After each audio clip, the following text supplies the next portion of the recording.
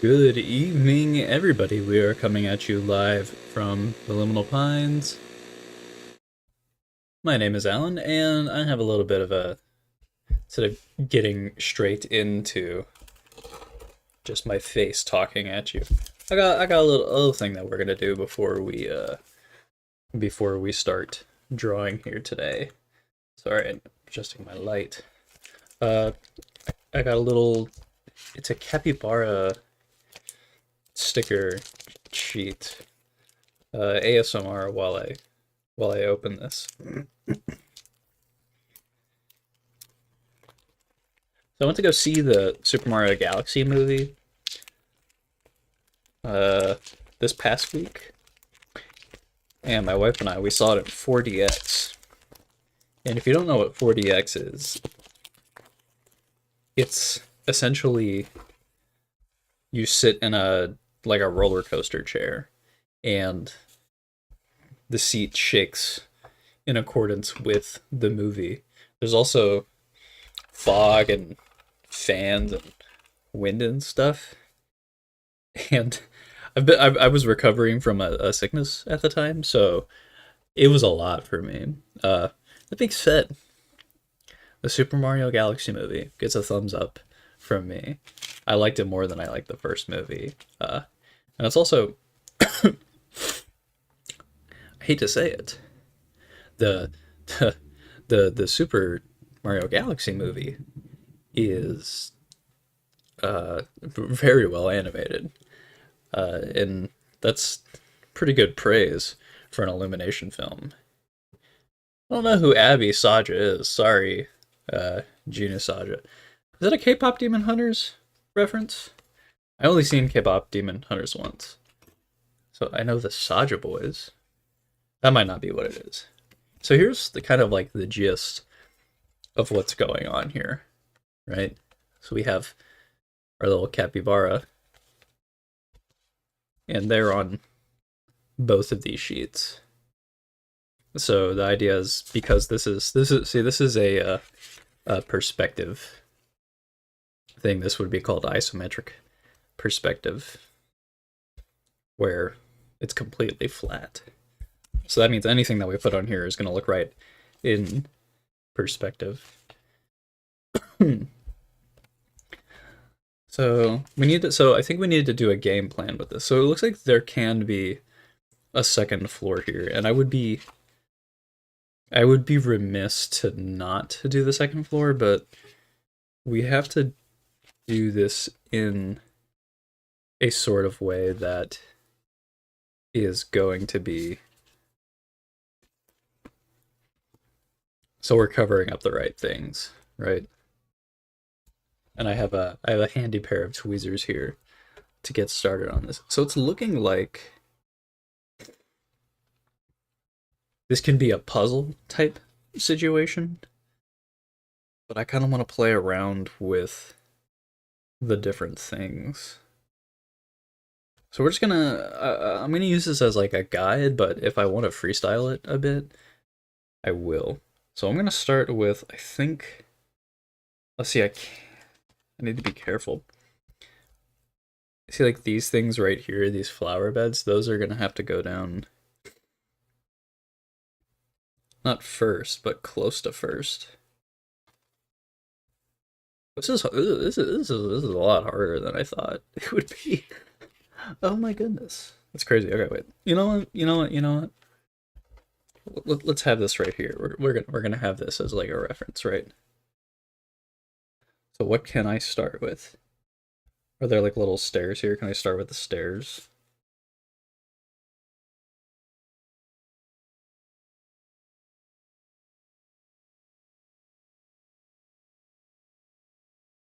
Okay, I see the stairs. I see the stairs. The life of the unemployed. I'm employed. I worked today.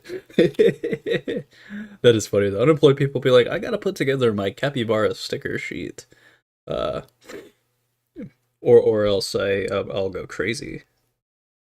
Oh no.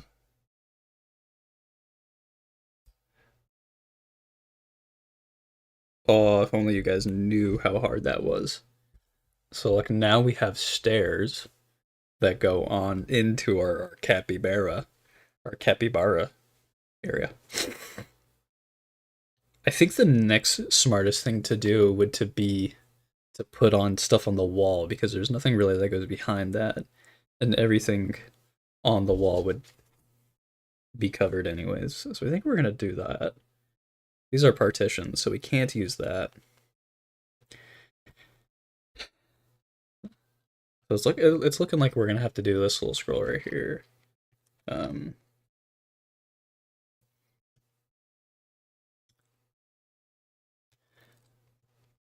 so I think I'm going to see the Super Mario Galaxy movie with my brother because he needs someone to see it with, and I thought the movie was so inoffensive that I'd be okay seeing it again. Uh,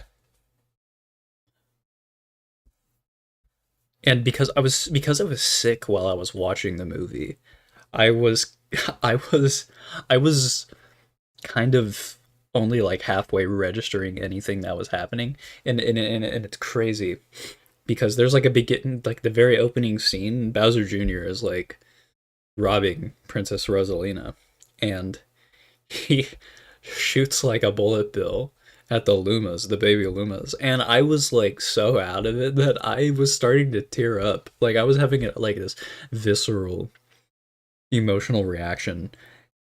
I was like, why would Bowser Jr. want to shoot a bullet bill at the Lumas? And looking back on it, I'm like, that's ridiculous. But I was so I was so moved at the time by that. And I think this just means that I need to have my goat status revoked, right? There's a little capybara. He has a a lute in his hand. I'm looking for this damn light. There it is.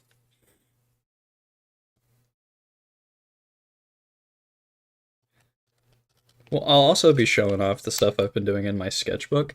I did miss out on not too many days of drawing, but I did have to take a break because I was near death. It's probably the most sick I've been in a very long time, and it was not a pleasant experience. I can tell you that much. Fairly certain I had the flu. I didn't get tested for it because what are they gonna do? I'm gonna get there and they're gonna say, "Yep, you have the flu. Now leave. Now deal with it." And so I just suffered. I just suffered through it. Let me tell you, I haven't been that sick for that long in a very long time. I can only imagine what it's like to be someone on the Oregon Trail experiencing a bout of tuberculosis, because that would just suck. That would suck. So there's like these idiots put a light in the corner. You see that? There's a light fixture in the corner. That's that thing right there. But these stupid capybara don't realize that they have a pool in the center of it. But I think we can do the pool there currently. I've also been because I've been sick, I've been having like an existential crisis, and I feel like I have an existential crisis probably once every few months. But this one hit me hard, and let me know if this is relatable. But sometimes you're just like minding your own business and your mind is like, what if you're a failure? And what if everything that you do from here on out is not only going to fail, but if you do succeed in it, it'll be pointless because you're gonna die one day and the earth is going to explode one day. And I'm sitting here thinking to myself, that would be awful. That sucks. Um, Eh, wait, I gotta pause. I gotta pause to articulate what I'm trying to say. But then you let like a day pass, and you're like, oh, I'm just stupid. Like, oh, I'm just like I'm being an idiot. It's like you. This is like a big like thing for creatives where you just have to where you question. You're like, why do I make things? Why do I make things? And you have to think it's like, do I make it to an end, or is it about the is it the means to the end, or is it the end itself, or not the end itself, or is it the means itself? It's like, why do we do things? And if your answer is, oh, I do things for fame, recognition, money, yeah, those things can be good, but you gotta you gotta remember that you're not here for a long time, but you're here for a good time.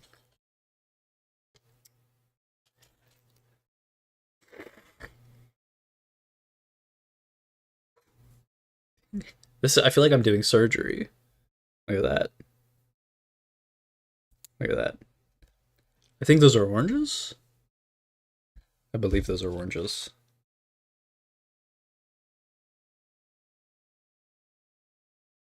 Should we put in one of these capybara? See, I could put a capybara. I want to visit this place. I love bathhouses. This is this is such a dumb thing to say or like ask anybody, but like, have you seen Spirited Away? One of the greatest animated movies of all time. Okay, of course you have. Uh, Spirited Away is such a good movie, and the bathhouse in that movie is like everyone knows, and everyone thinks that they're like, I want to go there. Uh, I've never had an herbal soak. In America we don't really have bathhouses, so I don't think I could ever experience anything quite like that. See, here's the issue that I'm experiencing right now, that I was talking about earlier, is we have to do the layering correctly, but I didn't do it right there. So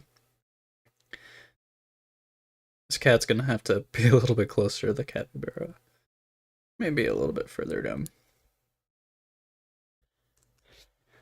I have the Spirited Away art book, and what a wellspring of just amazing pre-production sketches. I don't know if I've shown it off completely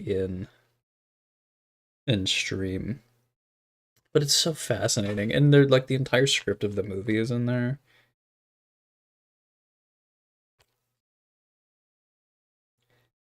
It's really inspiring for people who like want to tell stories to have access to so much of the material from like a really amazing story. I really wish that more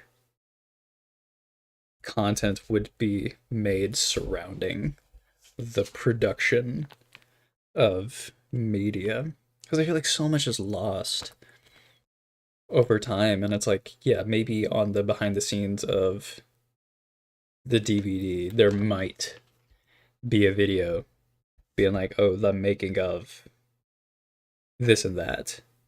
And that's fine, but it's like, I want I'm gonna put the pot on this thing. I don't know what the hell this thing is, but I'm gonna put the pot on it. But it's like, I want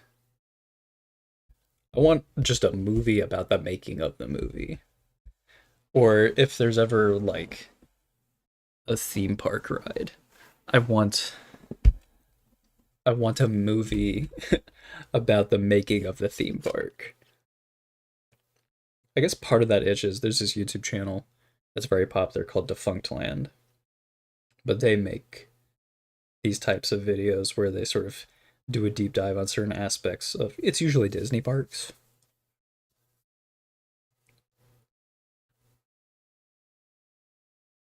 a capybara on a little stool. But we recently watched the video about animatronics, and in total, it's probably like 6 hours of content. And it was gripping from beginning to end. It's so interesting to see how animatronics have grown and sort of like diminished as well, because Disney recently has just been kind of like, eh, we don't really need to like do anything that crazy, do we? It's the conglomerates, the corporations get lazy. Look at this. Look at this stool right here. See if we could put it anywhere we want. I think I'm gonna put it like here. There's not like stairs to this, are there?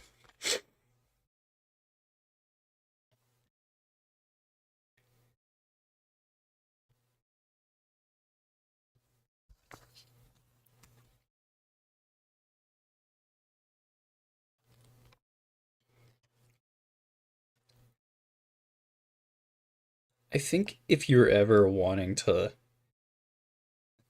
get in the mindset to start working on something creatively, I think you should like listen to music. I know some people don't like music. It's such a stupid thing for me to say, because who doesn't like music? But it's true. I think music is the one piece of art, like the one form of art where I am completely incapable of producing it, but I understand it so much. And I think that's a testament to just people who create music, but I think of all of the media that you consume in your day-to-day life, and I can bet you that you probably spend more time listening to music than doing anything else. This is a table. Can I put this on the table? It doesn't really look like a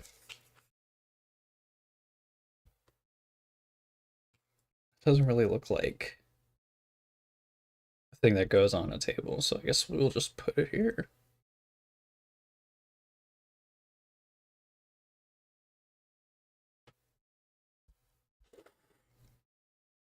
But I truly do think that perhaps in another life I was a beautiful musician. I think in another life I was someone who made music. Completely unfounded analysis on my behalf. They did a really good job placing these capybara where they should go, because this little fella is playing an instrument. So they're like the tavern bard. And where would the tavern bard be?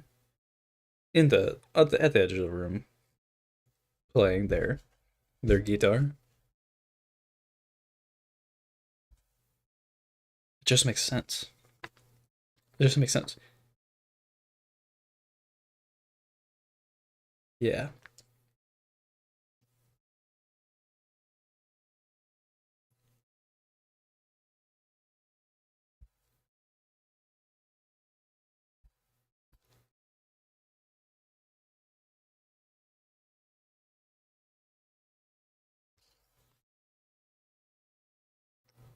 I love these little tables.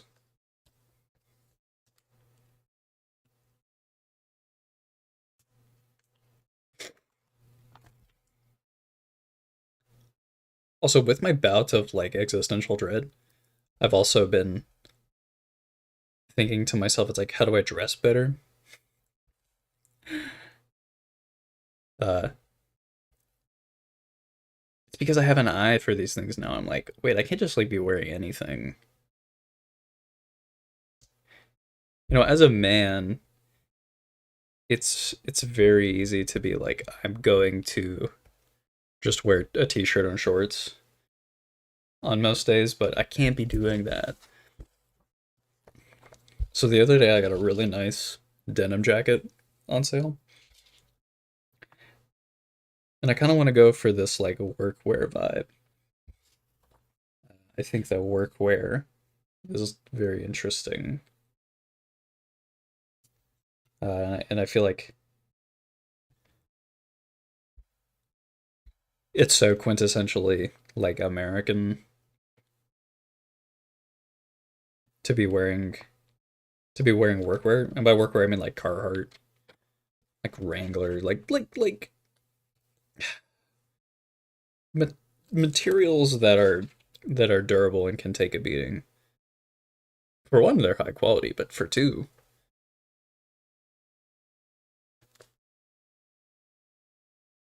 they're stylish.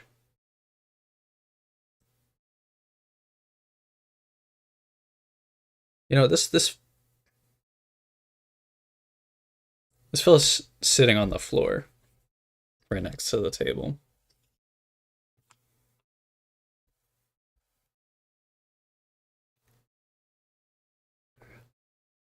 Hmm.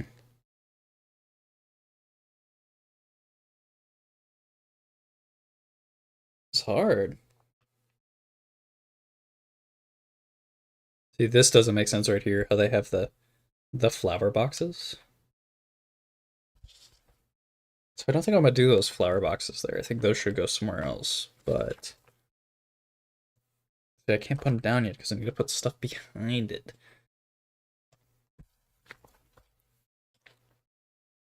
But I can put this game of checkers on there.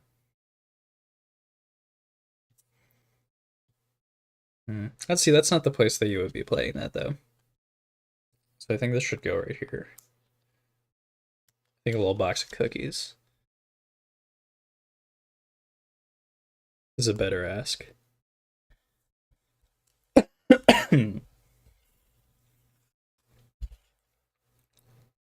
That means we can put this little clothing rack here. I think these are like worker uniforms. Yeah, that's what they are.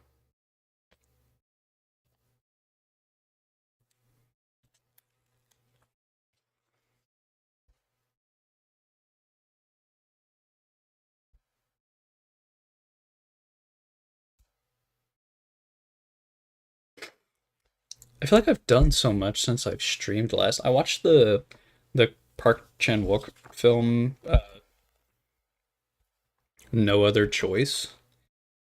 It's about this dude who decides to sort of like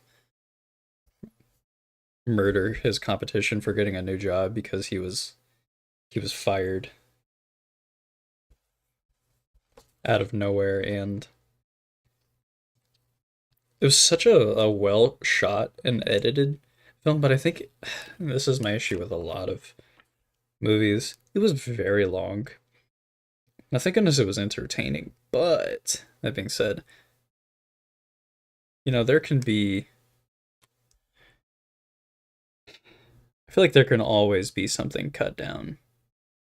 I'm always going to be very particular about editing, right? We need to focus on ways that we can make things smaller and more sustainable rather than large and bombastic. But I did enjoy the movie. I don't want to give the vibe that I didn't enjoy the movie. I did very much enjoy the movie, and I watched it all in one sitting, which I do less and less of these days.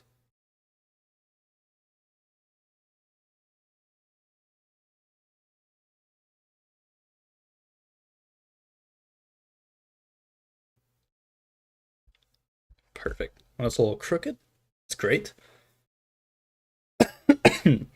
I've also been watching the latest season of Amazon Prime's The Boys. That started airing,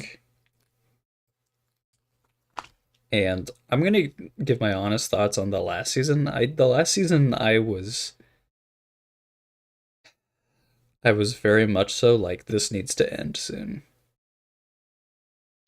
You know, I was like this show is getting to be a little bit too much. There's a tangent there from those things connecting, but it's fine. Yeah, I was really feeling it this past season. I was like, this is like starting to become like gratuitous, and that's the last thing that this show needed because it was already walking that fine line. But I just really, really, really felt like the last season of The Boys was just, it was trying to be shocking for the sake of being shocking at a detriment to it was suffering from writing in other regards, which is a shame because it is a well written show, and it sucks to see it stoop down to that level because I know that the quality can be there. Like there was that weird subplot with like Frenchie and he had like a little love interest thing going on, and I guess the outward moral dilemma was compelling, but it was just way too long and drawn out and kind of completely out of nowhere. And I like Frenchie as a character.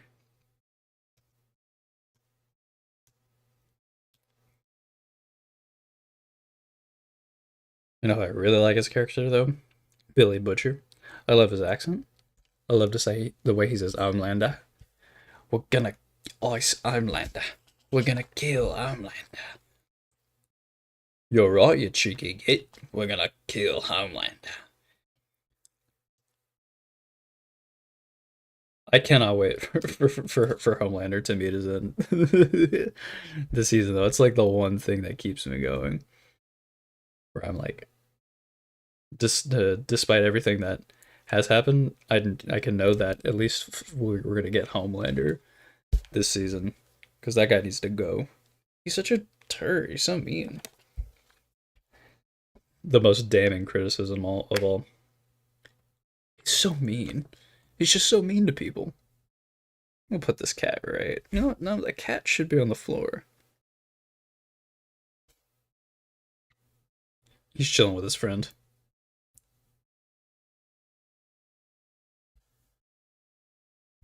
Wow. So I'm adding a little bit of asymmetry here. You know, we're moving stools around. These are capybara.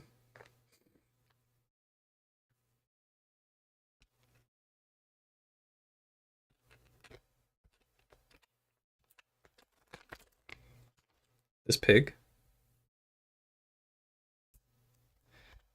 is playing checkers with a little fella right there.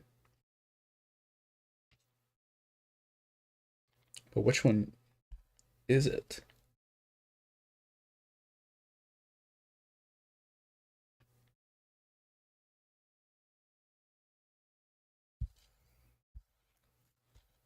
I guess it would be this guy.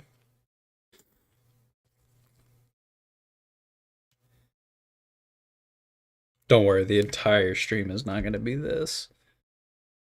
See, I can't put this guy can't be sitting on the chair like that. So perhaps he's about to sit down. That's the movement he's making to sit down.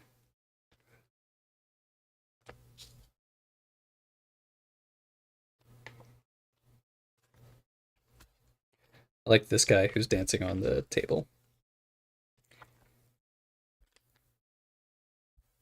Should they have a meal?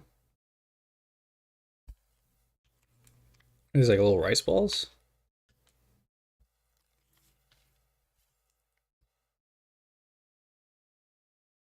Delicious. My birthday is coming up this next week, and to celebrate, we're going to get hot pot and Korean barbecue. And let me tell you what, I've never been so ready to eat so much food in my entire life. I've been cutting back on the eating a little bit here, not because I'm like, oh, I can't eat any more food ever again. I just want to like tone up a little. I've never had abs before, and I feel like this is the year where I get abs. It's like I feel like it needs to happen. Uh, but I'm gonna save some room for the Korean barbecue hot pot. Let's just say that. think she's leaving. She's like, I need to get out of here. Wait, and maybe this is like the waiter that's like, wait, before you go, you have to have one more dumpling. You have to have one more rice dumpling. One more red bean paste dumpling. We're building a story here. We're building a narrative.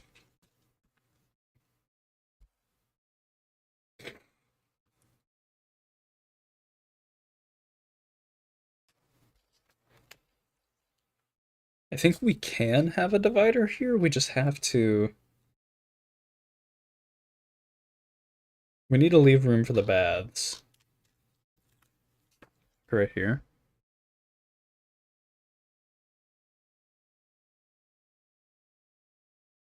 So we'll do that. And unfortunately, that's going to cover up our friend back here. But thank goodness this is translucent. That means that we can go ahead and put the flower box in the baths down.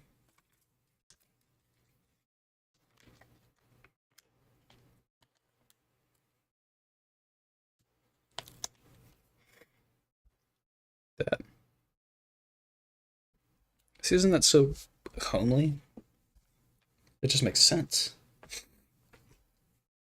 This means we can put these down finally. We need to start in the back and then go up.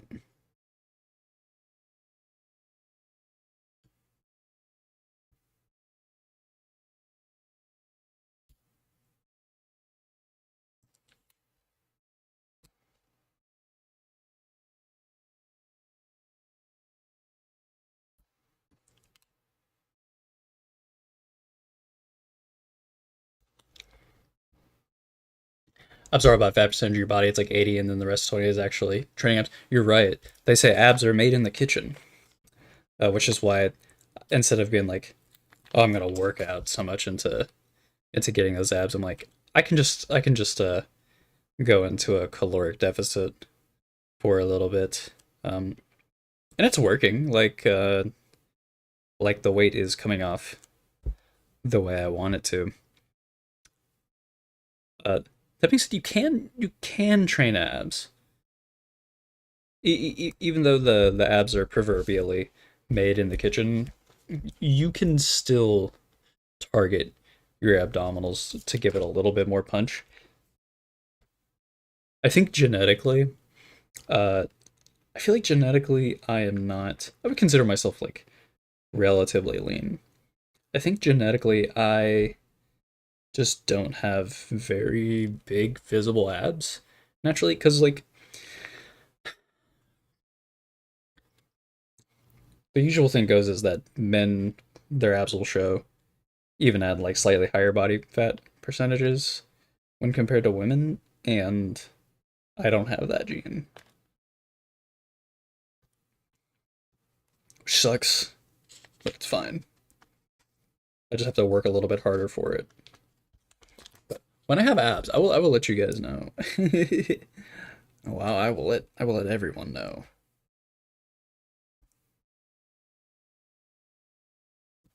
Just chilling in the tub. I do like working out a lot. Not a lot, a lot. I used to work out when I was in college. I would work out multiple times, probably like 4 times a week. Here recently, I've been finding different uses for my time, and I have been I toned it back to working out. I pretty much only work out 2 times a week. I do abs live stream. Yes, you will get that.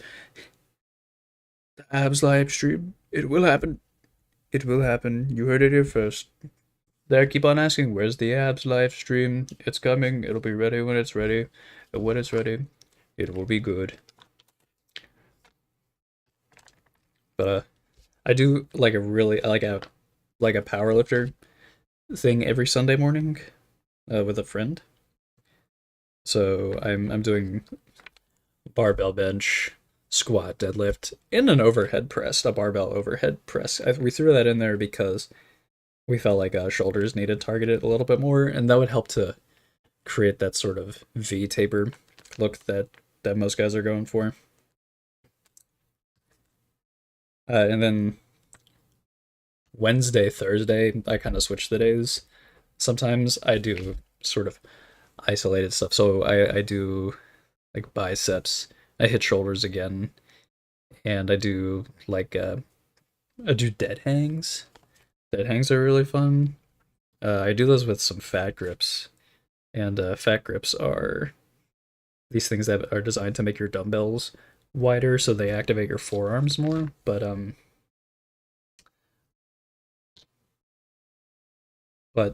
I've discovered that it works really well for dead hangs as well. I was getting to the point with the dead hangs where I was like, I'm not getting the most out of hanging in there forearm wise, and let me tell you what, hanging there with those fat grips on, insane work.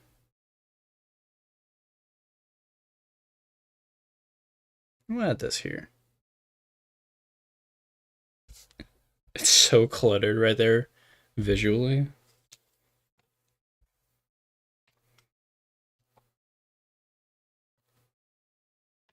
And I know I'm making the sandwich right now. I'm the one who made the sandwich. I'm complaining about the way that I made the sandwich, but it's fine. Look at that. So now we have walkways to get to the tubs.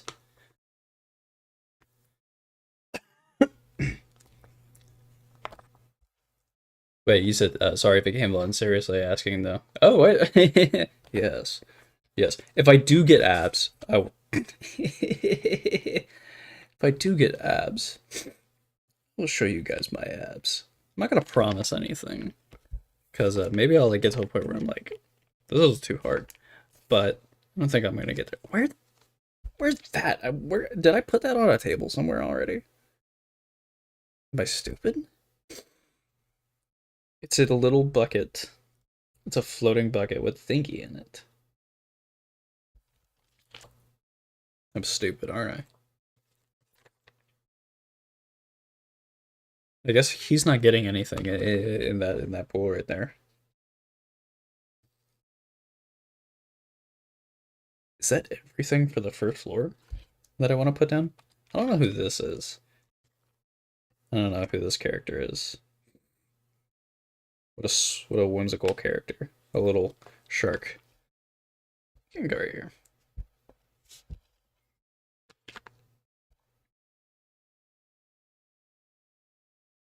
I guess we can put these gates down. Yeah, I think we can do that now.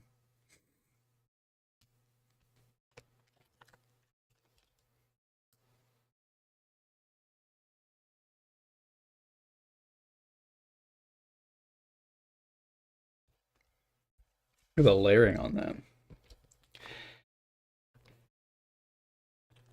I guess art talk now. I've been trying hard to like find my identity when it comes to drawing. Uh, Not that I'm any good at drawing yet, but I feel like I'm getting better. And now that I'm getting better, I'm like, okay, I'm capable of doing certain things now. Oh my god. This thing is like coming completely out of the thing without the sticker coming off. So I'm a bit more competent when it comes to putting together art, and now I'm like starting to pay attention to sort of the more, instead of like thinking about like fundamentals of art, which certainly I can still brush up on. I'm thinking more in terms of like style. I guess like things that you would traditionally call styling. Um, I'm trying to decide the direction I want to go with the way that I produce art, because it's gonna sort of define how it is that I approach things from here on out. And that's kind of a difficult kind of a difficult thing to try and pinpoint. And it's going to take a lot of searching and sort of playing around with things. But I never expected to reach that point.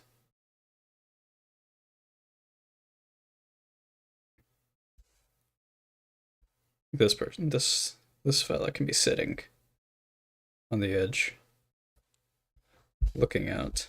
This is such a cluttered mess of things going on.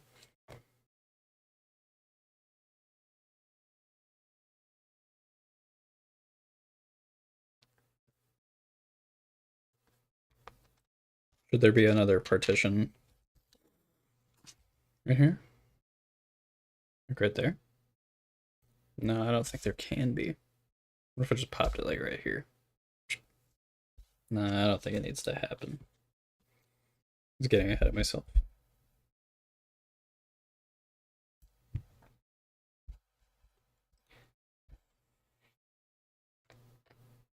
Hmm.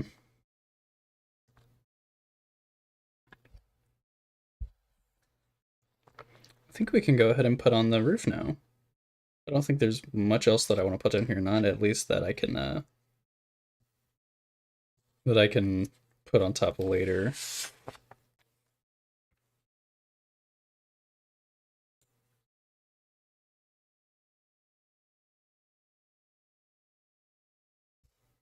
Okay, this is gonna be a little rough.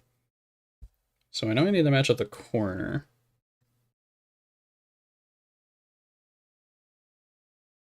Ooh, and they give you a little door to match it up to. Huge.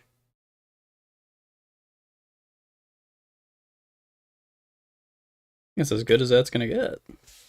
Boom. Okay, we've reached the second floor. I'm gonna call it there for that. I will finish this on my own time. Just remind me next time, and I can show you how I finished it. But hope you all enjoyed that.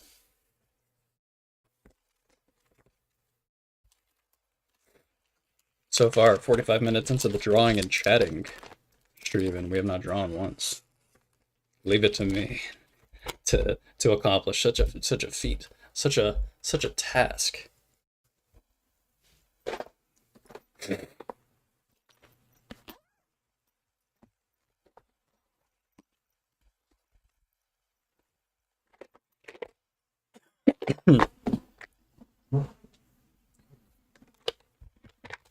Here's that cheeky in circles sketchbook.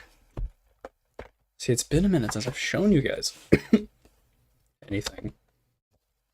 I don't remember kind of where we last were. We'll start here. Could I share a glimpse of my live stream setup? Yeah, wait, let me so it's a bit of a mess right now. I'm gonna be getting a new light and some new shelving and stuff here soon, but this is what we have going on right here. Wait.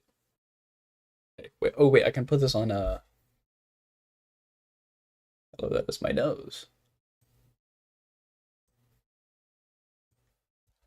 Okay, so first and foremost, I'm in like the corner of this room that we're in right here. This is my bookshelf. This is where I keep all of my assorted books and knickknacks and stuff. That's fixative right there. And then that's kind of just a bunch of sketchbooks and stuff. But this is what we got going on right here. Monitor is of course up in the corner right here. Here's my little arm right here. This holds my my phone camera. Then here's the light that I'm using currently. Gonna be getting a new light soon. So I fixed my camera here, and that allows me to point directly down. And this is a standing desk, so I am able to ignore all the stuff on the floor. I'm able to move the desk up and down.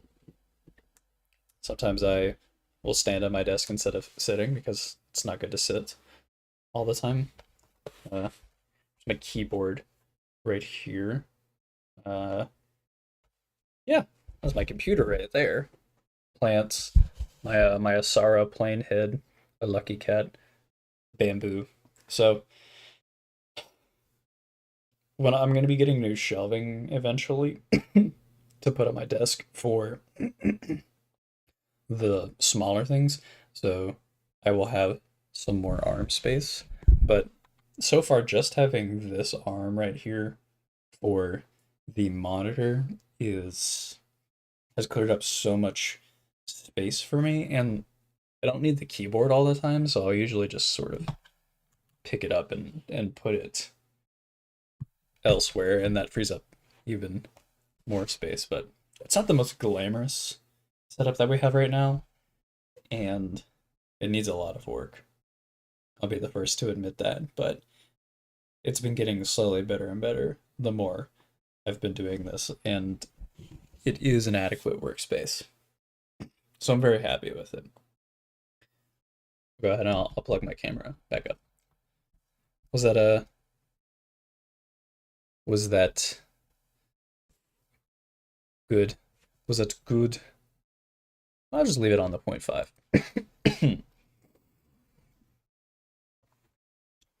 I like the 0.5 for that. It lets you see a little bit more.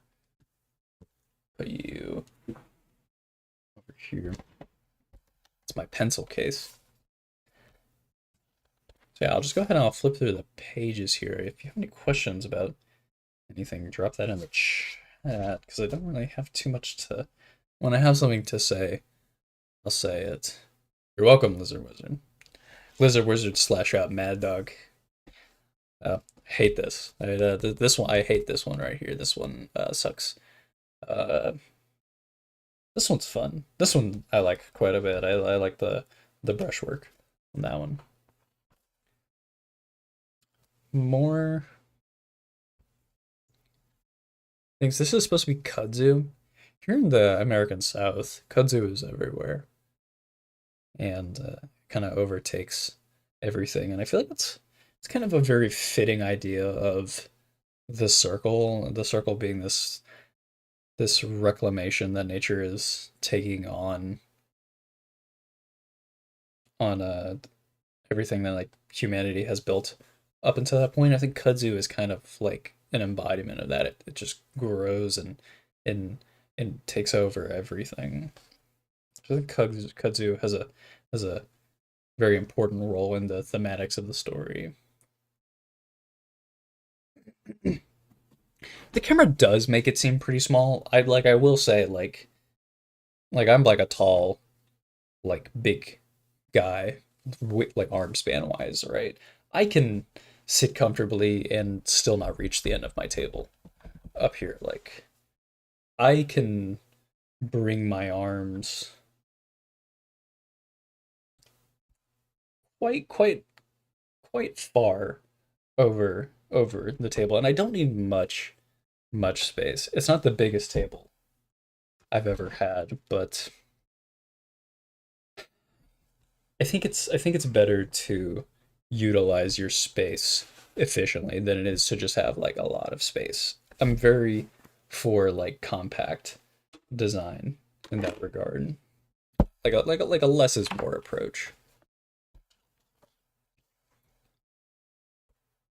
So I went from like drawing Yuli, trying to like figure out how this guy is going to look, to drawing Harris, because those are the two main characters of this story. And you'll see Yuli is a bit more of like your like traditional male looking individual. He's younger and a little bit less experienced compared to Harris. Harris has that blockiness, that sort of grit to him. I want him to he is the mentor figure, but I want him to have a bit of like a stern edge to him. So I'm drawing him a bit more like angularly. He's like probably he's probably got like 20-25 years on Yuli. I'm fond of the way I rendered this right here. I think this is pretty close to the rendering style that I want to enact for this comic. I love vertical hatching. like I really really love uh just like consistent vertical hatch marks. I think it like has such a way to unify a composition. You can throw in like other directions of like cross hatching in there, but I think primarily having that strong sense of vertical hatching really helps to create like a very cohesive like visual language. Not anymore. It's Lizard Wizard Mad Dog is your musician name. Oh, okay. I mean, I will always know you as Lizard Wizard. I feel like that goes without saying. 'Cause that's when I first met you. You see, I was going for like a similar angle compared to this one right here, where this is like a beaten up, stern looking Yuli. This is a bit more calm looking Harris.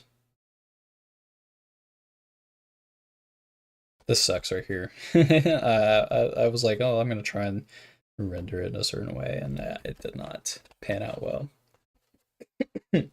It's been nice experimenting though, like trying out different ways to do things. Here's I was trying out like just like what if I like render these characters with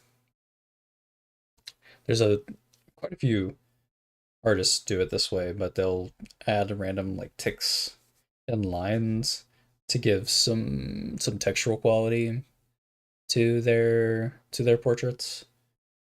And I kind of like that, and then I feel like I don't do it well enough at all times, so maybe I shouldn't focus on that too much, but there's something to be said about having strong lines depicting your features.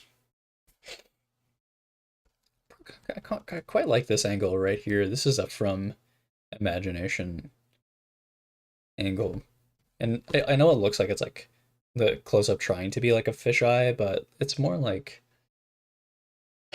you were further back and you like zoomed in, so it's like you're still getting that fisheye point of view, but it's still pretty flat. So I feel like if you're gonna be doing a fisheye for like a close up of a character that communicates a certain like tension, maybe you don't want that every time. Here's Harris doing a little just like "What's up, bro?" kind of pose.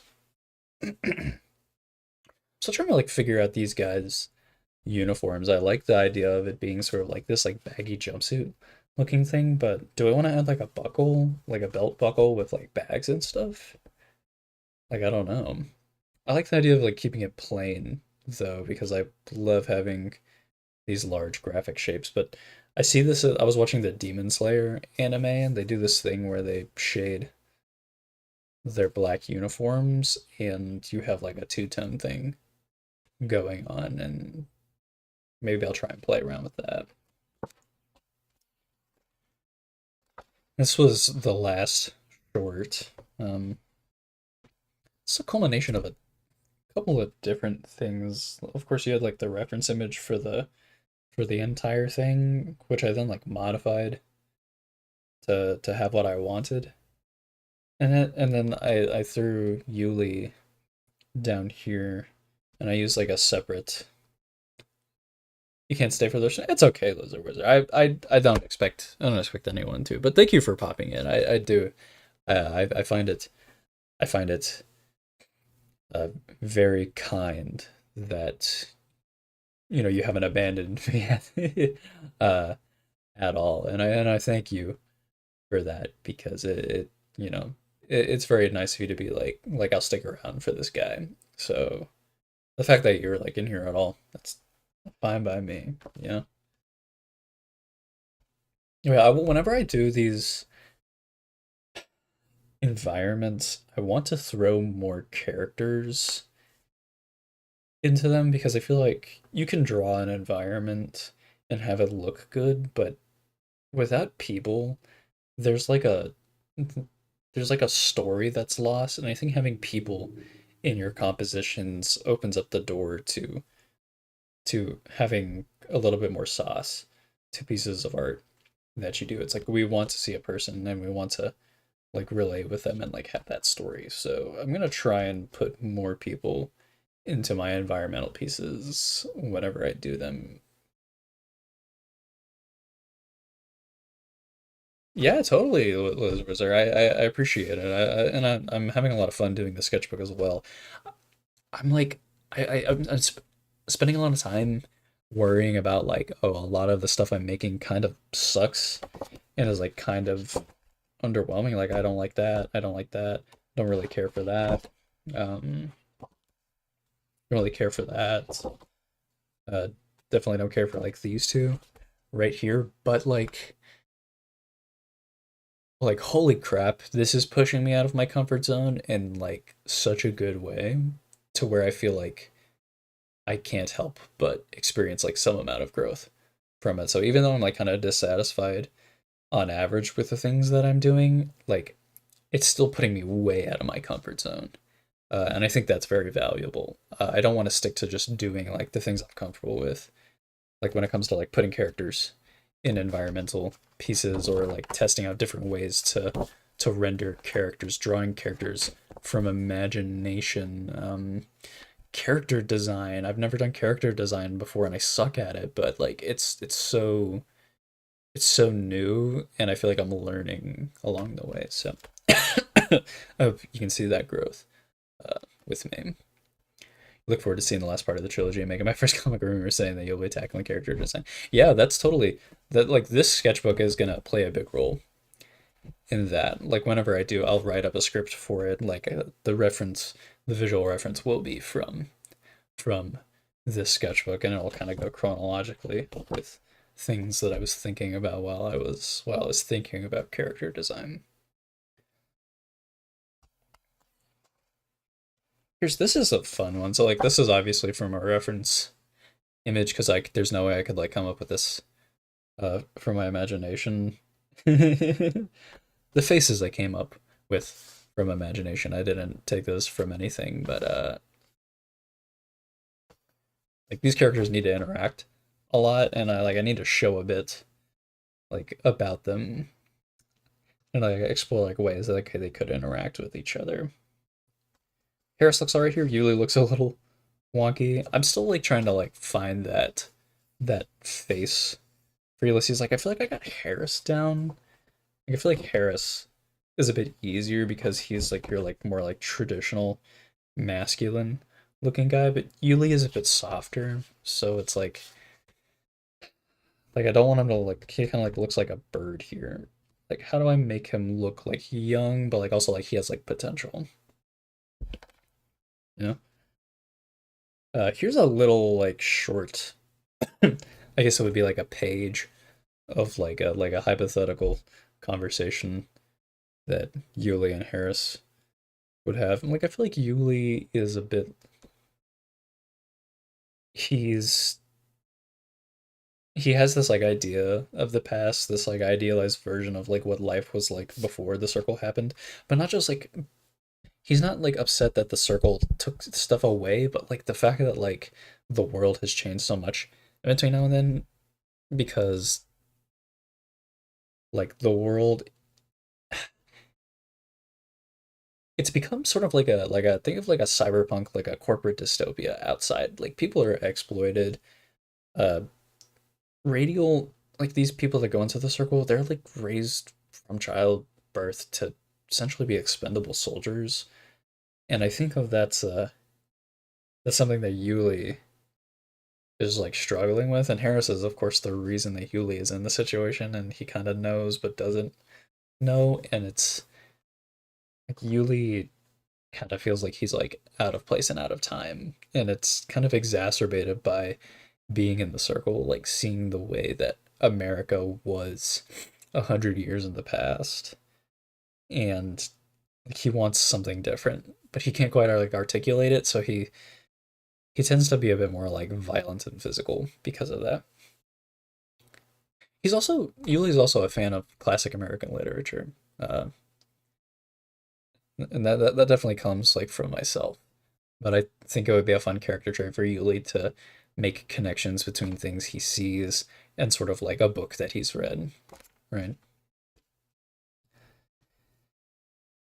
So yeah, maybe you've gotten enough time to read that. You see, I'm playing around with like hatching and stuff, composition. I like doing the half face thing right here. Feels very much like Mr. Robot, um, like word balloon stuff. Here we have a page that I was doing yesterday, and then we'll finish up this page for the remainder of the stream. But here we have. I was just sitting at a park, and I was just drawing what I had in front of me. But then I went ahead and I was like, I want to go ahead and start thinking about there are these things in the circle called hunters. They're called hunters not by themselves, but like that's like the folklore name for them, and they're these like otherworldly sort of like depictions of like death. It's like this like floating skull, uh, with like this cloak, and it has these like floating like circles of light behind and in front of it. So it feels like very like supernatural, but also like it's like part of the circle. And these hunters represent different aspects of like nature. And this one specifically is silence. Uh, and I'm toying around with the idea of like giving it like a veil or like a bandana or something that like covers its eyes. Uh,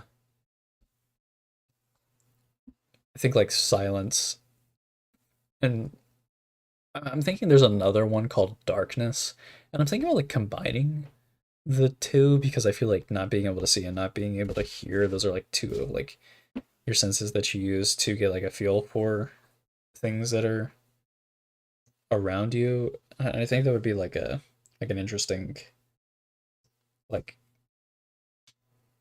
it's like it reflects our characters' mental states. You have Harris who is keeping this secret from Ulysses, so it's very fitting, of course, that they encounter this manifestation of the circle that is literally silence. And I think it would be like if I were to combine darkness with silence, it could be like a two time thing, right? It's Harris who is refusing to talk about this thing that he did, and it's Ulysses choosing not to see it. So like coming up with like a physical manifestation of that could potentially kill you, I think is an interesting like a way to get stuff out of our characters. Hello, purple 1 2 3 4 5. We finally got to the drawing part of the stream. We're gonna finish up this uh little piece of exploration here.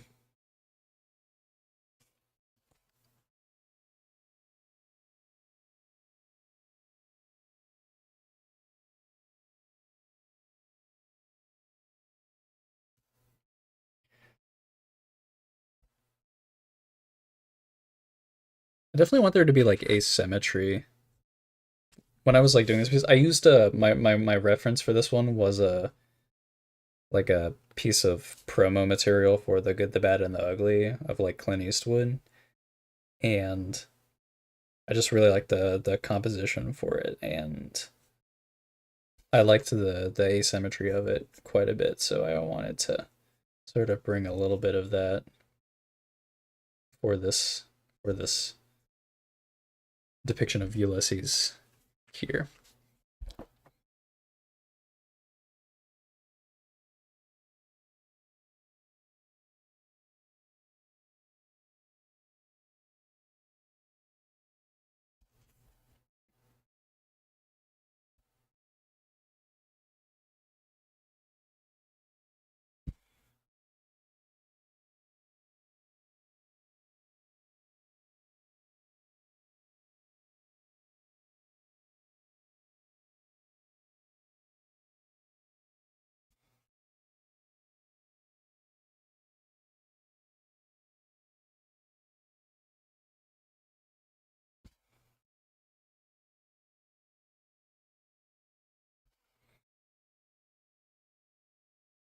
You're making jellyfish out of pipe cleaners?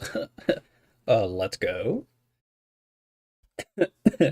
I quite like jellyfish. I'm a big jellyfish uh enjoyer. Every time I go to the aquarium, I always really love seeing the jellyfish because they're always like backlit with these like beautiful fluorescent lights. I always love seeing the jellyfish.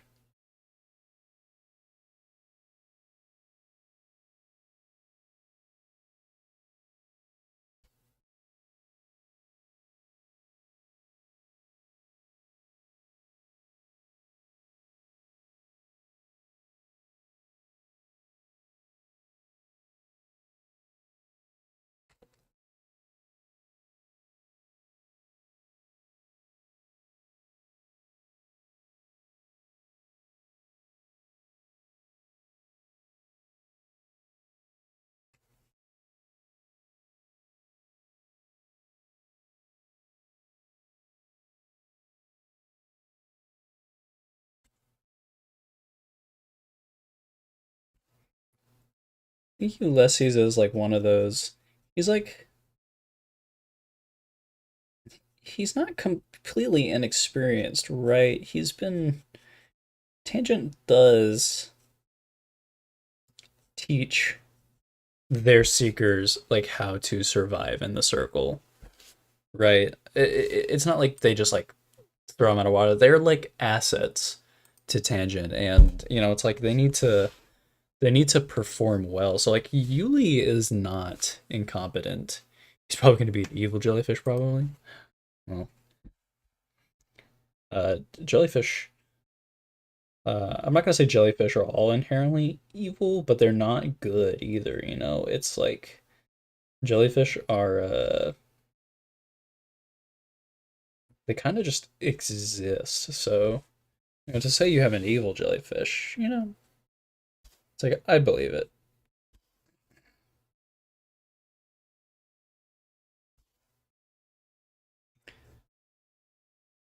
So it's like I don't want to portray Yuli as like being like he's not like an idiot. He's definitely like very competent, and Harris has like ensured that like Yuli is able to hold his own. It's just that Yuli is like very like impulsive, so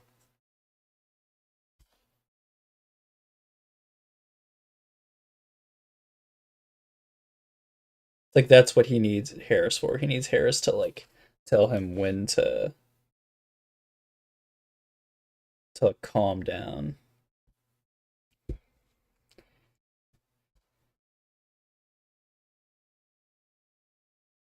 He's almost like kind of like an Anakin Skywalker sort of character. You're like wondering like when he's gonna go off the deep end, right?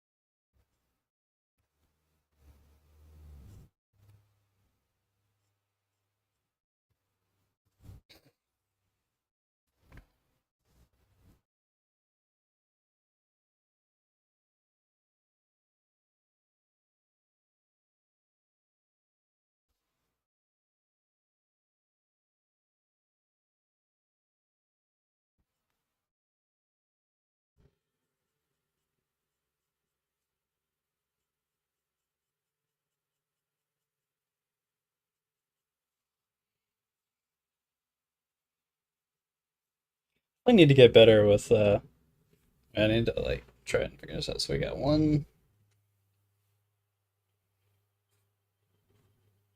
I need to get better with like having more like dynamic what's the word? More like dynamic line work. So I'm gonna be trying out using this pen a little bit more. Trying to get that like brush pen feel.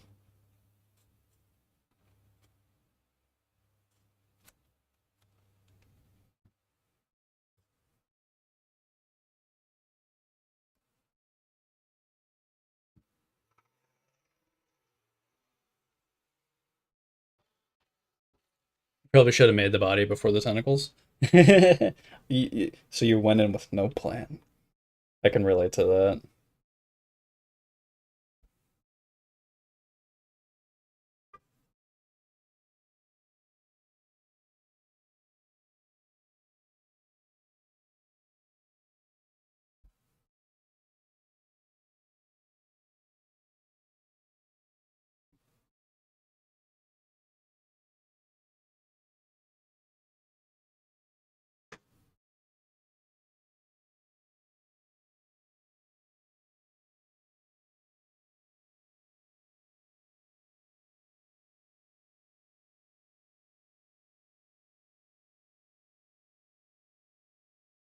Too good at drawing hands. I think that works well enough, right?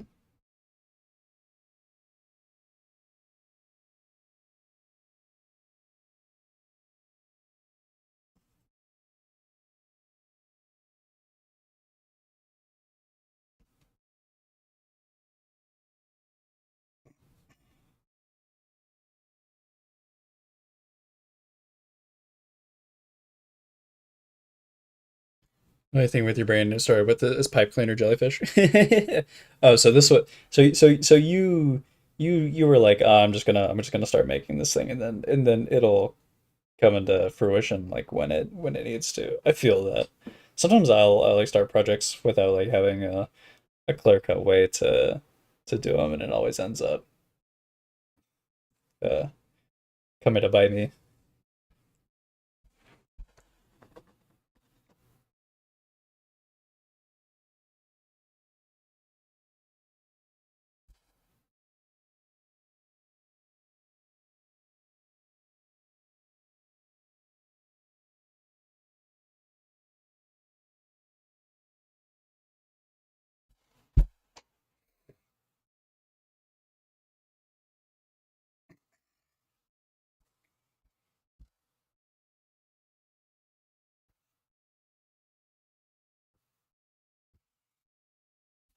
BRB.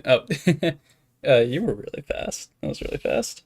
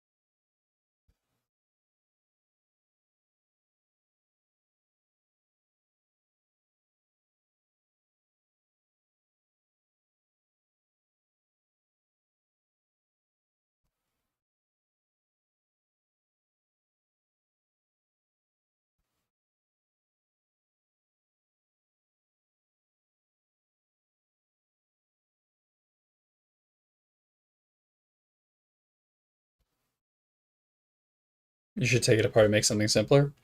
It's an idea. Or you could challenge yourself and learn from your mistakes. It depends on if you like want something to show for at the end of it, right? I'll always be a proponent of pushing yourself when you're making things.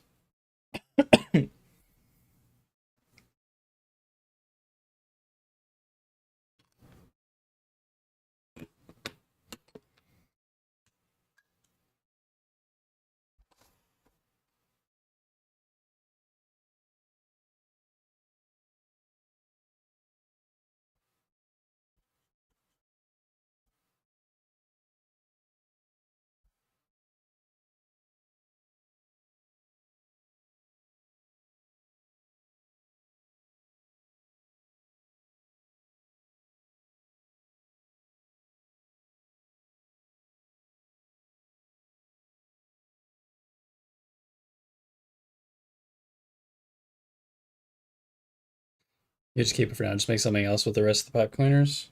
That's a good idea.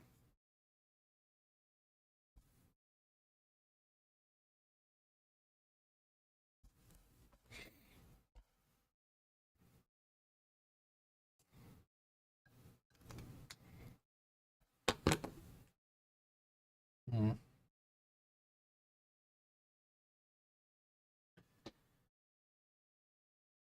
I have an idea. This is something that's gonna like take a second to do. I want to do the same thing that I did like over here, but like I just want to tier it vertically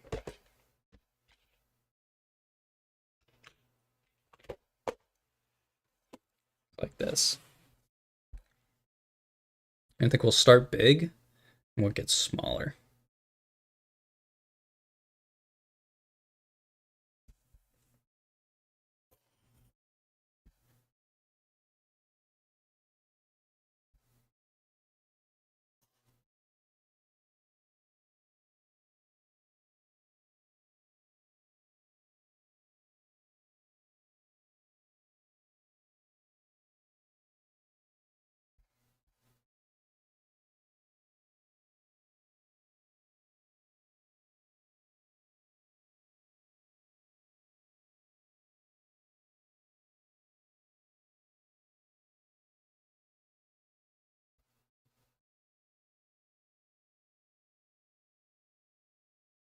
I think from here we can just do it all black again.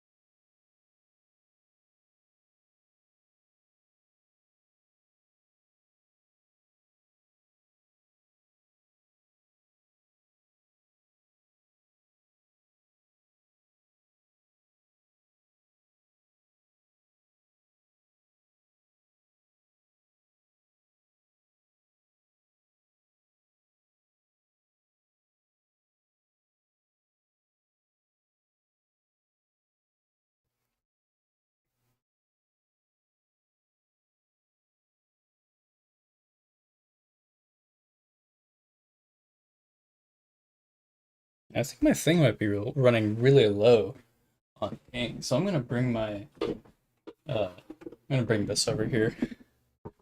Yo, indeed, hello, Xenodrag. Hello. Made it just in time to see me ink this stuff. I gotta. Yeah, I need like a reservoir or something.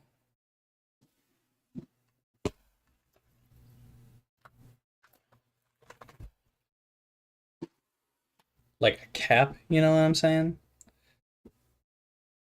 Just gonna do this. What's going on, twin? Oh, we're doing a little we're just doing a little bit of inking here. Um just doing this little concept art piece. Currently just trying to get this to work well.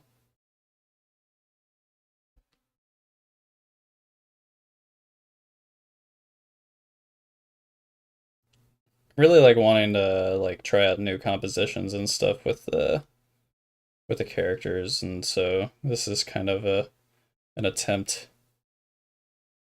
Instead of like just drawing the character's head on, it's like let's give them a little bit more sauce, a little bit more flair.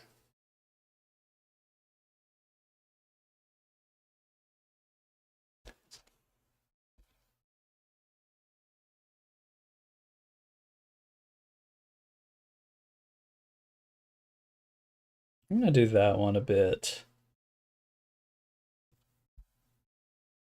with a smaller pen because this one doesn't really have the precision to be doing all that.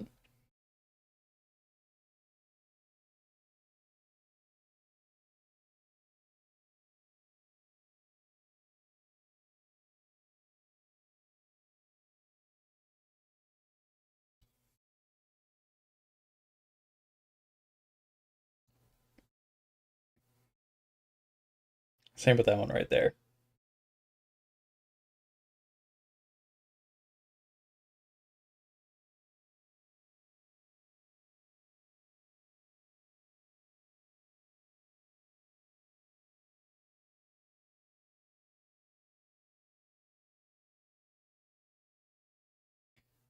Hello, good art style reminds me of Taki Anyways. Also, oh, you've seen you've seen my previous streams and you've seen my shorts where I talk about uh uh so you know he's an artist I look up to. You're just saying that. You're just saying that to gas me up. But I do appreciate it. He's definitely like a pretty big inspiration. Uh an inspiration for me. And it's like, I'm definitely like really trying to come up with an art style for myself. And Inoue is one that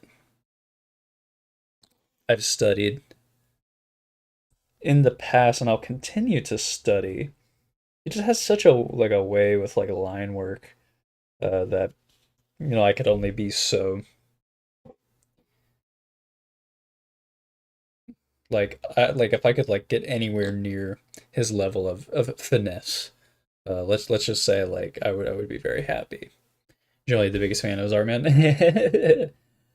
I mean, me too. He has such a way of just he has such like a good grasp of anatomy, not just like anatomy, but like expression and blocking, and his lines are always so expressive. You know that he knows his way with like a brush pen, and I admire that so much about him. We can see, you have made a big stick creature with four legs. He can actually like walk. Oh, you're reading Slam Dunk right now. Oh, um, so I do like Vagabond quite a bit. This is a manga that I am currently reading physically, so I'm getting through it like slower than I want to. That's because I'm having to save up to buy them all physically. This is volume 4 though, but yes, I'm quite familiar with Vagabond, and I haven't read Slam Dunk, but like I know of Slam Dunk, and it's like I've done my research, right? And I know that he is doing Real right now as well. That's an interesting one that I probably would like to try and read next because like I don't know too much about like paraplegic basketball. That's such a compelling story that I feel like like I feel like he could tell it so well, right? Traditional art, by the way, yes. I love traditional art. Like I've done digital stuff in the past too, kind of like as like a supplementary, but like I will always be like a traditional art guy. You read it at so peak. I know, and I'm so sad to get through. I don't want to get through it fast because I know it's on hiatus. So I know I'm gonna hit that point where it's like, and there's no more chapters, and I'm gonna be so sad. I'm gonna be so sad. Yeah, I believe I am on the IU school arc because he just went through his entire thing with Inchin, and now he's like I need to find the person who cut. He's like I need to find the person who cut this blade of grass, or was it a flower? I can't remember exactly. That's so funny. I think Masashi's journey like definitely is very similar to like that of an artist, right? Because he starts off like very sort of brash and like kind of like full of himself, and I think like artists can sort of like be the same way, and he is good at getting results by kind of just like brute forcing things, but he can kind of tell that he's missing something, and that he kind of like lacks a bit of like finesse that sets him apart from like some of the best. And I love seeing him grow in that way. I've heard of the book series Diary of an 8-bit warrior. I think I that sounds familiar. Describe it to me, though. I definitely haven't read it, but if you could describe it to me, I would love to hear about it.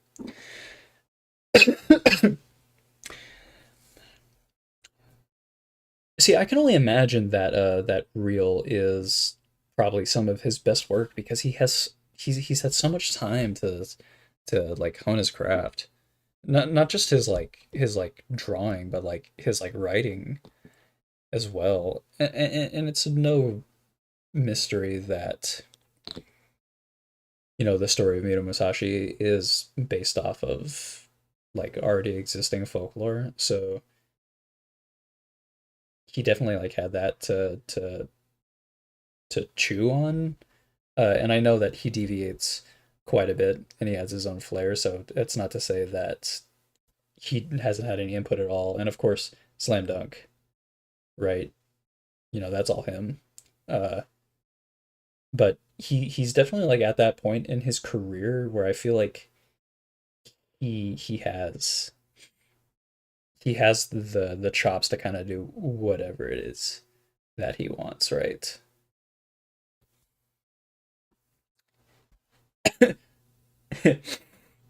Loki spoiler, he's into art, by the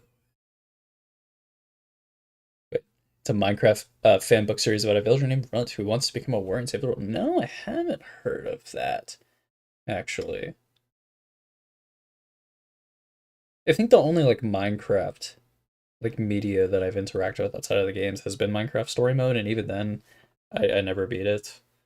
It's on Netflix now, I think, if you want to play it.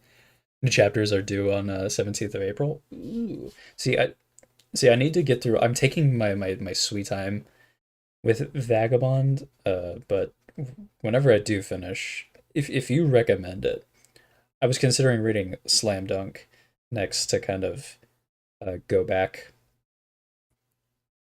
in time a little, but if you think Real would be the better option of the two, I will take that. I will take that recommendation, and I will read Real instead. I'm sure his art is as good as it always is. Have you seen that one?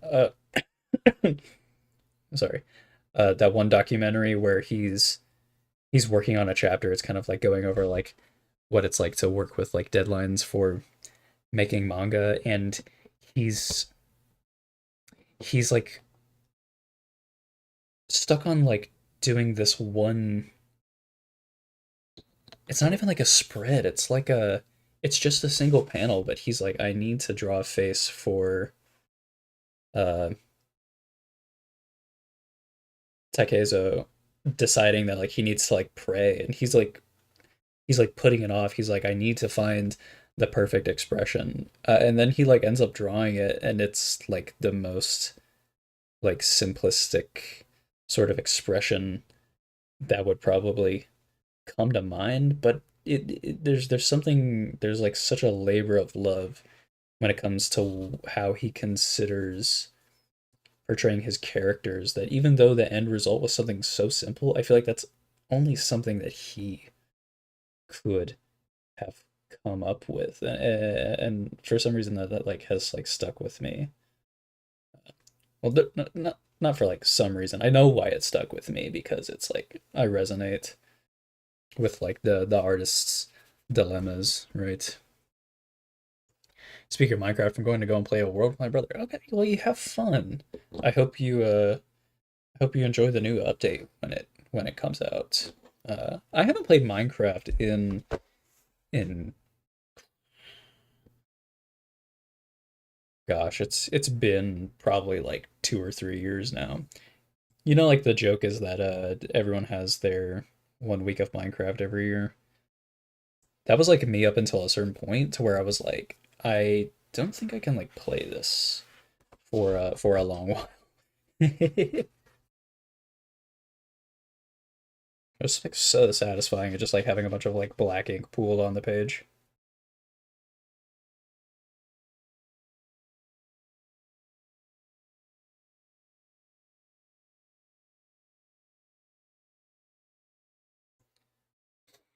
Masashi at some point in the manga gets into painting with water and a brush on some bit of shit. I can reuse the paper.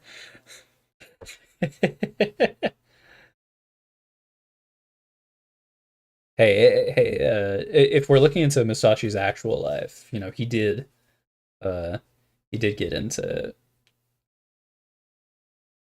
was it a Sumie? Or maybe it's just pronounced like Sumi. But, Chatwin. See a purple? I hope, thank you for tuning into the stream if you haven't left yet already. I think, it's definitely, it's of the artist's many jobs to depict through non-artist terms what it's like to be an artist. And I think with like Musashi, it's definitely like it's like sword fighting, and it's like it's the fight, it's the battle. Though Inoue does romanticize Musashi quite a bit. In real life, Musashi was a bit of a rogue, and I guess Musashi in the manga kind of starts out that way. But from what I understand, he does become a bit more of your like contemplative figure, or at least he tries to. And Musashi in real life was like that. You know, like he was like that, but you know, like in a way, sort of romanticizes it, and plays it up a little, which only stories are capable of doing. So, like, I'm not saying that's a bad thing, you know. How does music inspire me in the process of making comics? Um, gosh, that's a really good question. Um, I have my set like albums that I listen to, right? Uh, and I kind of don't deviate from them. I'm definitely not like a big like new music enjoyer. It's really hard to explain the feeling that I have, that I get whenever I listen to like music that heavily inspires me. It makes me like feel like I'm gonna cry. Right? Like it makes me feel like I am going to like burst into tears. And I mean that in like the best way, in the best way possible, right? Um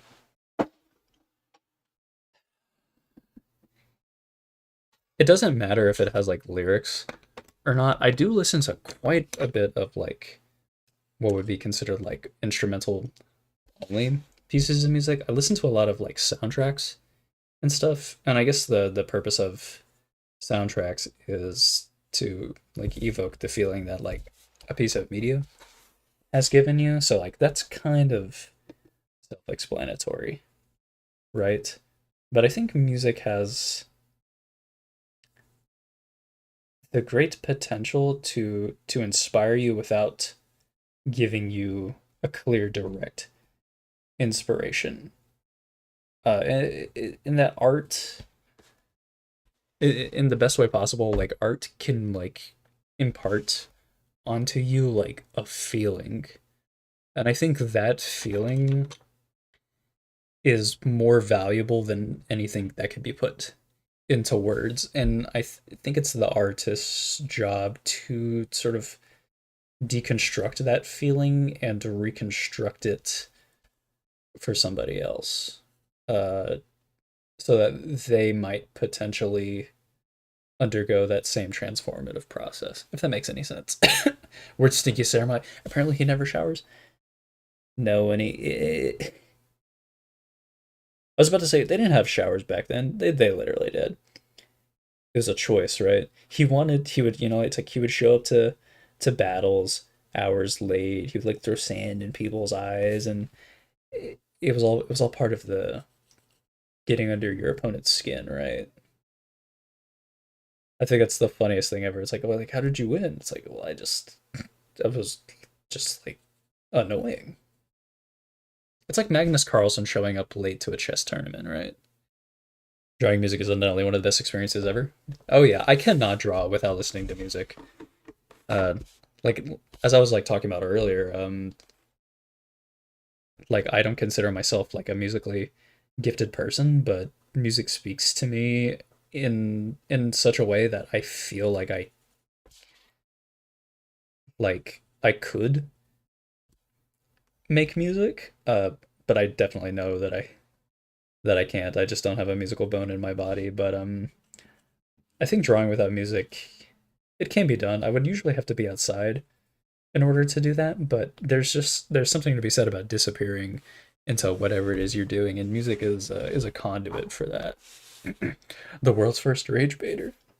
Hey, we're all about rage bait here. I'm rage baiting you guys right now by I'm by making you guys think that I'm a I'm a good artist. The rage is that I'm not. The rage is that I'm learning. And that's the real rage, right? Actually, you should have a rage for my condition.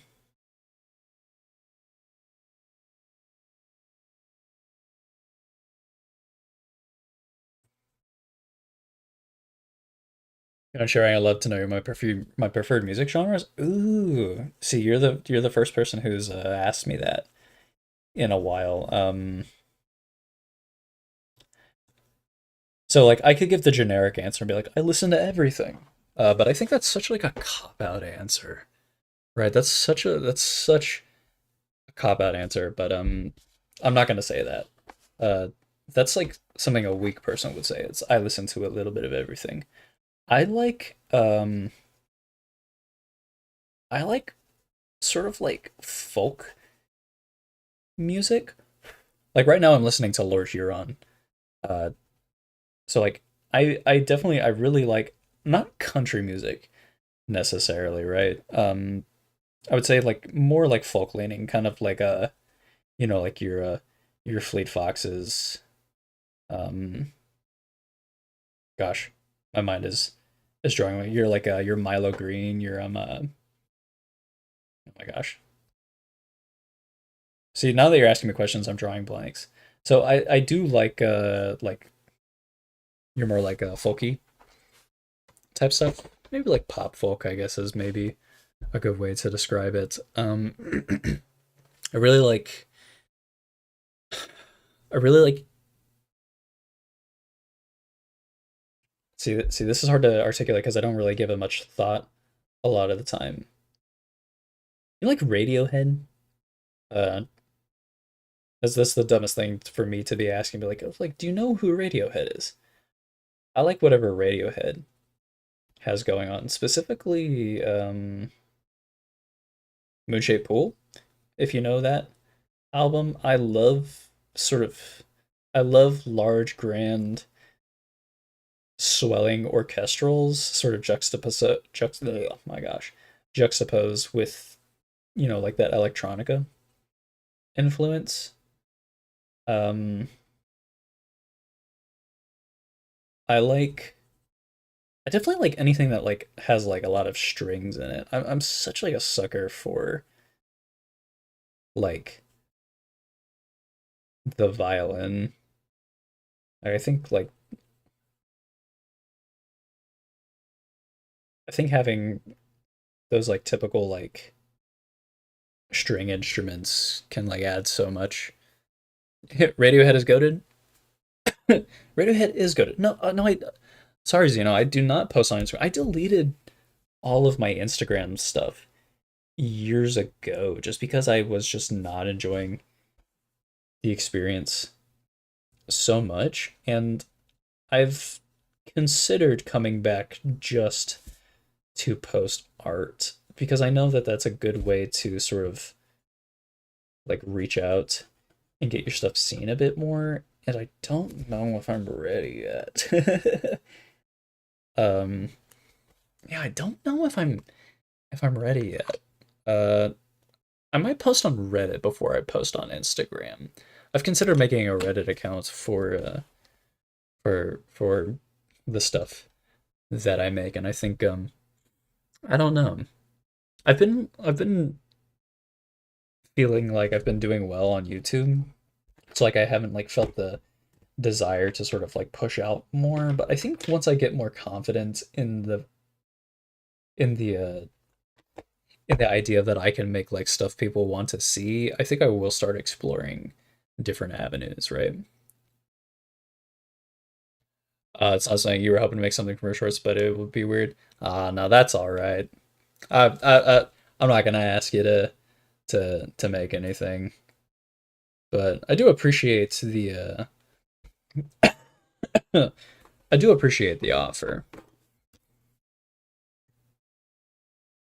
Tyler Creator, Jabez Vicky, Mouse Miser, they all tough. You too, Kadosh. Thank you for popping in and being kind. And checking in on other people doing their works, right? So Xenodrag, of those musical artists that you just listed, I'm really only familiar with Tyler the the creator. I'm afraid, and I'm not the biggest Tyler the Creator. I'm not gonna say like I'm not a fan in the sense that like I dislike the music that Tyler the Creator makes. It's just I haven't listened to much of his stuff. I've listened to a bit of Igor and a bit of Chromacopia. Are you one of those people that like hates Flower Boy? Uh, where you're like people only posers say that they like Flower Boy. That's what gets me afraid to like listen to that album because because I'm like I don't want to like people to be like this guy only listens to the poser popular stuff.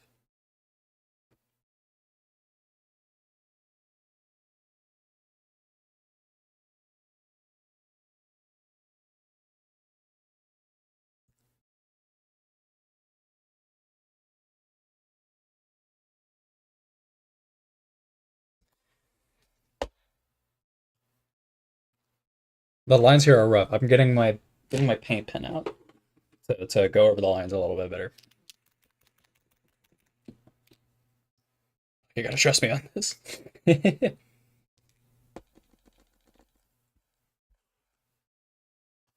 So I don't know if this is gonna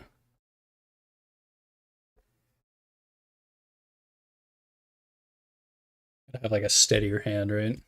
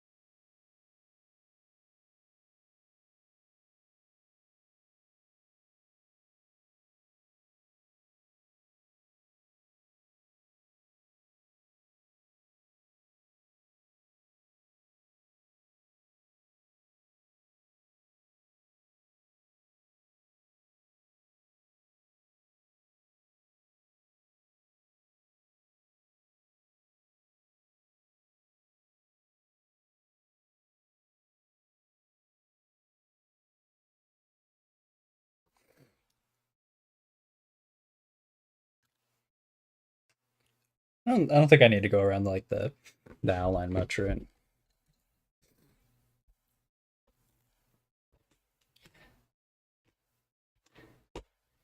So you see Xenodrag, I am inspired by like the way that Inoue draws like quite a bit. Uh Evidently, but I love his like he sort of like embodies that idea of like naturalism in his art. I love that, but it's like I want to sort of like take that and sort of do my own spin on it. I love like repeating like graphic motifs, and I love like sort of like using negative space and hatching to sort of like bring out shapes and stuff. So it's like how do I take like what Inoue has done, learn from it, and then sort of like use that for my own.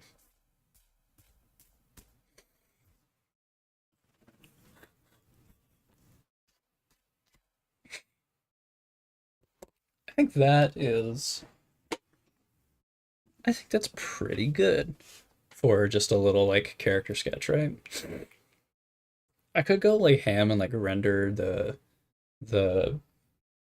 gosh, the robe, the poncho, but I'm not gonna spend I don't want to spend a ton of time doing all that. And I think it works better like as a big like wide blob sort of. What day is it today? It's the 11th.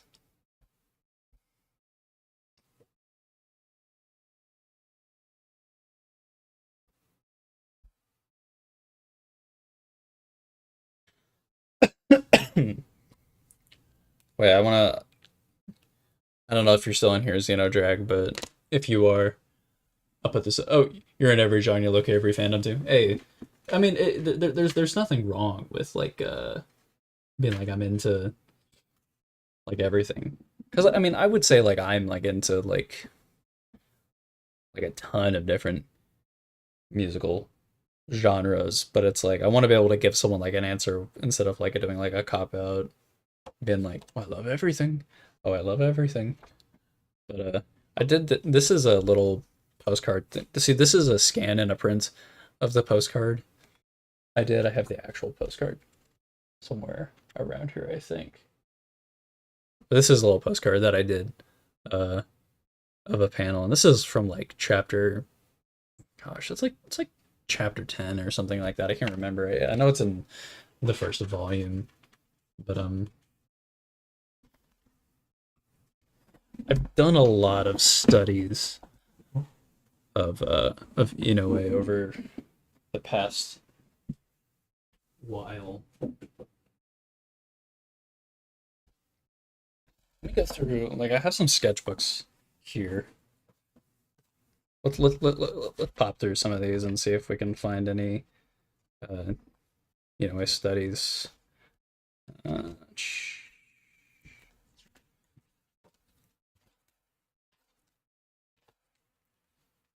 so I can't remember if I did any in this sketchbook.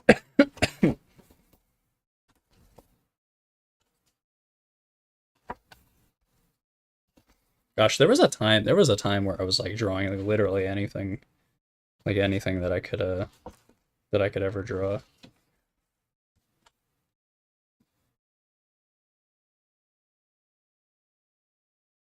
Yeah, yeah, it's Shizakaze Kohei, I think is his name. I love how he pops up so early and then just like isn't seen for like forever. He has such a cool design though. Like I love his like little bandana and everything. There's a Masashi. Um, wait, that's Shia LaBeouf doing his little like crying face. Um,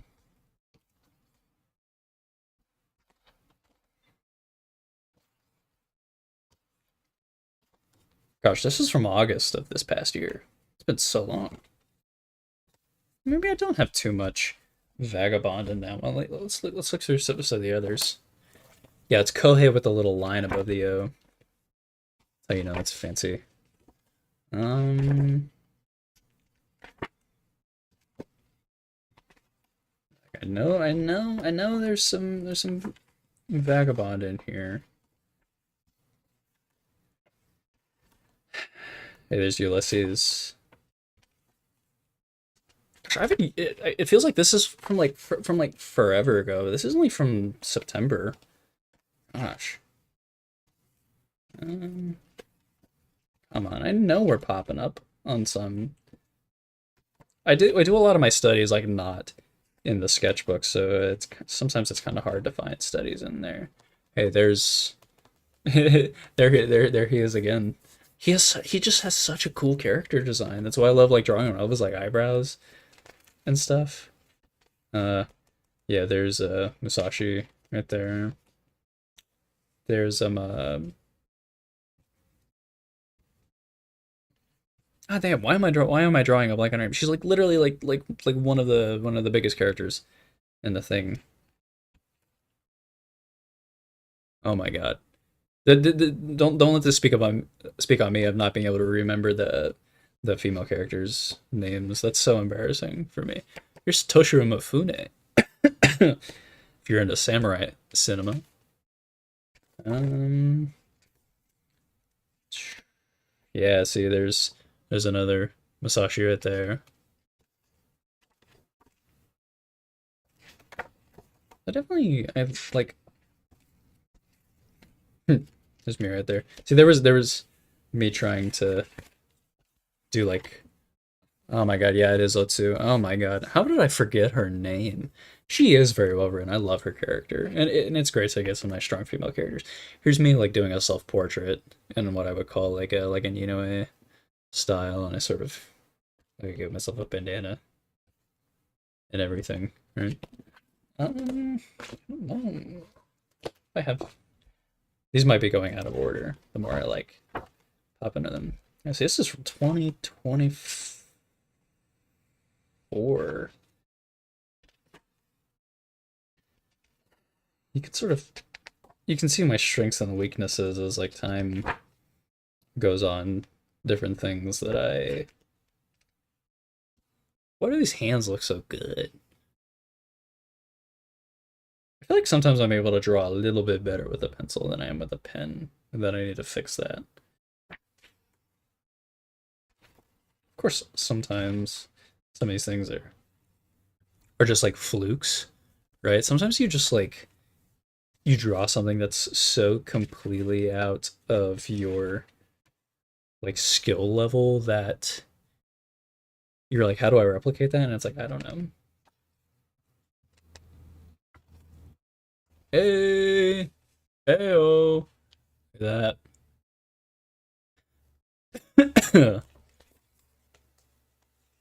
Gosh, you only draw faces. See, I draw a lot of faces. You would think I would be better at drawing faces. Um, you really would think I would be better at drawing people, but like, gosh, I flub so often. Like, oh my god, like I suck at drawing people, and I've drawn like evidently I've drawn so many people. I'm looking at some of these, and I'm like, that's nice. See, there's another. There, this is Musashi holding his like little his whacking stick that he uses to like, assault villagers. Um, I think whenever I'm done with like this, the in circles sketchbook, I'll go back to doing sort of like more like varied sketchbooks like this, like drawing like a bunch of like different things. But for now, this is more like focused on the comic, right? Dude, Matahachi is probably my favorite character uh, so far. I love his like tendency to like I love characters who can like fail upwards, and I love how he's just like fully embraced being like a liar and a charlatan. I think that's great. I think that's amazing. I love seeing that type of character in a story.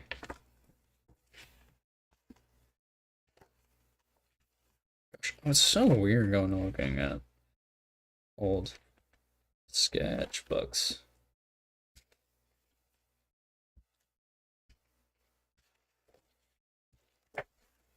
Weird.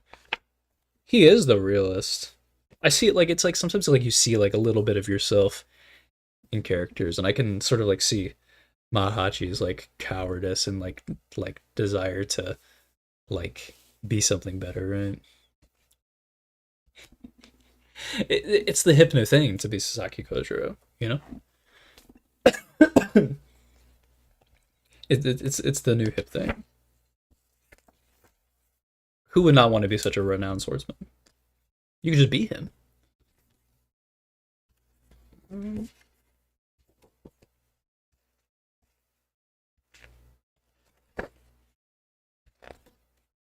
Wow, that's from 2024, December 2024. Okay, I won't bore you with sketchbook stuff. No. Saki Kojiro introduction arc is generally where Vagabond peaked. Yeah, I hear a lot of people, they say that his arc, because the manga isn't finished, they consider his arc to sort of like be the true like thematic end of the manga, because he becomes like sort of like a deuteragonist, right? He becomes sort of like the new protagonist for a while. I think that'll be interesting to see when it finally happens. Whenever I get to it.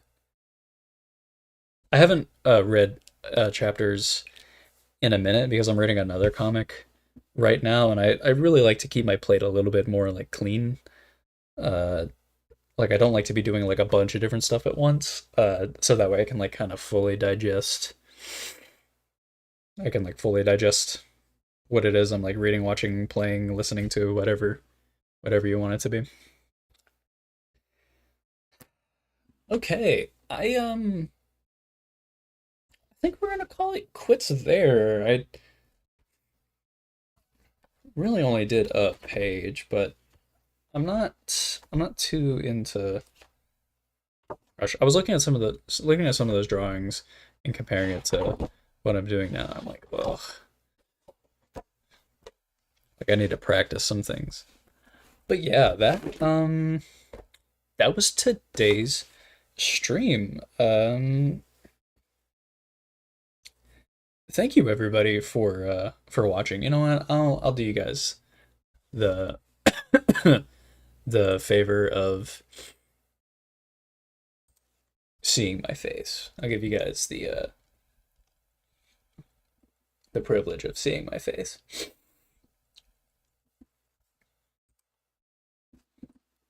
Okay. Uh, Thank you everybody for watching this stream. I had a really good time. Um, Thank you, Xenodrag. Like seriously,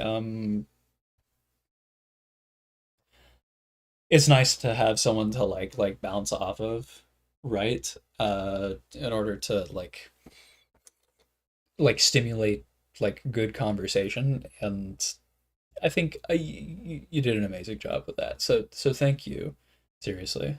You enjoy the rest of your day too. Obviously, I still have quite a bit of daylight out here, so I have things that I can still do. So the night is young. If you enjoyed this stream, please go ahead, check out the other streams if you want. I'm sure there's something that you can find in there that would pique your fancy. If you don't like streams, I have some long form content, and there is more long form content on the way that is being worked on currently, so look out for that. If you don't like streams, if you don't like long form content, I have some shorts on my channel doing little smaller pieces of artwork. So I'm sure that anyone watching this can find something that they would enjoy from my channel. Like I'm doing a really good job being a salesman here. I'm gonna try and remember to put a link to the Discord down in the description of this video. I forgot to last stream. I'm gonna try to remember to do that for this stream. If you jump in the Discord, you'll get notifications about things happening with the channel. You'll get some behind the scenes previews on things, and of course you can have conversations with not only me but other artists who are looking to grow with with their passions, with their dreams. Yeah, I'm gonna quit yapping. Have a good night, everybody. We'll catch you some other time. Bye bye.